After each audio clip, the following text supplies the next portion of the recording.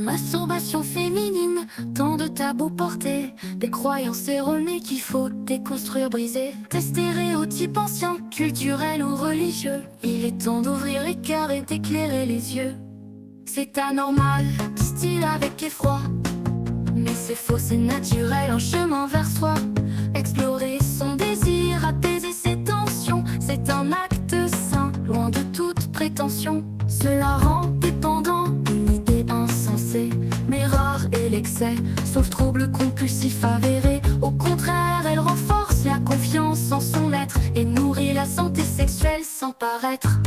Ça diminue le plaisir à deux, c'est certain, mais connaître son corps en l'intime plus divin. Découvrir ses zones, ses envies, ses préférences, c'est un cadeau pour soi et pour ses expériences. C'est pour les femmes seules, pas celles en amour. Encore un mythe vieux qui s'efface à son tour. Qu'elle soit seule ou en couple, elle vit son instant, un plaisir complémentaire, jamais décevant.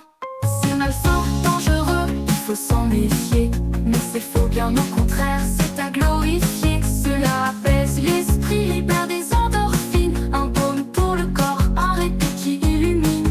Cela rend tes plans fertilité, c'est risqué, aucune preuve ne vient, c'est peur justifiée. Ces croyances culturelles n'ont pas de fondement, la masturbation ne nuit ni à la vie ni au moment.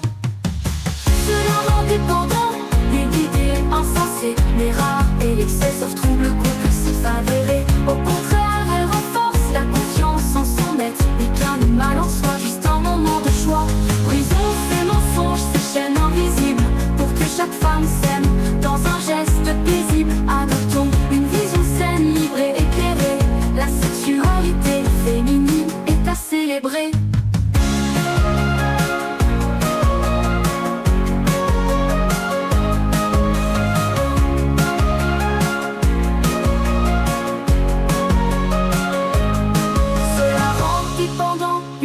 Insensée, mais rare est l'excès, sauf trouble compulsif avéré. Au contraire, elle renforce la confiance en son être et nourrit la santé sexuelle sans paraître. Ça diminue le plaisir à deux, c'est certain, mais connaître son corps en l'intime plus divin. Découvrir ses zones, ses envies, ses préférences, c'est un cadeau pour soi et pour ses expériences. C'est pour les femmes seules, pas celles en amour. Encore un mythe vieux qui s'efface à son tour.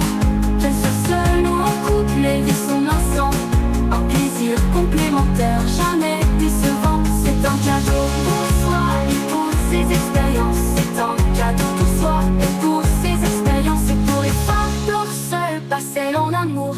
Encore un mythe vieux qui s'efface à son tour. Qu'elle soit seule ou en couple, elle vit son instant, un plaisir complémentaire, jamais décevant. C'est malsain, dangereux, il faut s'en méfier, mais c'est faux, bien au contraire, c'est à glorifier. Cela apaise l'esprit, libère des endorphines, un baume pour le corps, un répit qui illumine. Ça affecte la fertilité, c'est risqué, aucune preuve ne vient, c'est peur justifiée. Ces croyances culturelles n'ont pas de fondement, la masturbation ne nuit ni à la vie ni au moment. C'est que les hommes en font plus, les femmes bien moins, un mythe qui s'explique par les stigmatisants. Les femmes le cachent souvent, par peur du regard, mais nombreuses sont celles qui s'aiment dans le noir. Brisons ces mensonges, ces chaînes invisibles, pour que chaque femme s'aime dans un geste